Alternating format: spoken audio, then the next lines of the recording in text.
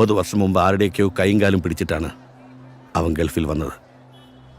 ഓലമേഞ്ഞ കുടിലിൽ കോരിച്ചൊരിയുന്ന മഴയത്തെ ചോർച്ചയടയ്ക്കാൻ പറ്റാത്ത അവസ്ഥയിൽ നീ കിടന്നിട്ടുണ്ടോ? അവൻ കിടന്നിട്ടുണ്ട്. അവന്റെ മൊത്തം കുടുംബം കിടന്നിട്ടുണ്ട്.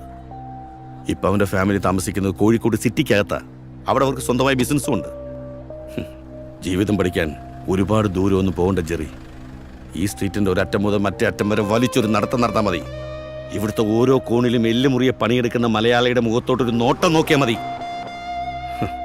തമാശയായിട്ട് എല്ലാവരും പറയുന്നൊരു കാര്യമുണ്ട്, ലോകത്തിന്റെ ഏത് കോണിൽ ചെന്നാലും ഒരു മലയാളി ഉണ്ടാവുമെന്ന്. അത് തമാശയല്ല. കടലും മലയൊക്കെ കിടന്ന് ഏത് നാട്ടിലും പോയി സ്വന്തം സാമ്രാജ്യം ഉണ്ടാക്കി എടുത്തിട്ടുള്ളവൻ തന്നെയാണ് മലയാളി. നിന്റെ അപ്പനെങ്ങനായിരുന്നു? ജേക്കബിന്റെ മകൻ എന്റെ മുന്നിൽ നിന്ന് കരയാൻ പാടില്ല. തോറ്റുപോയതിനെ പോലെ വന്ന് നിൽക്കാൻ പാടില്ല. വണ്ടി ഇറങ്ങടാ.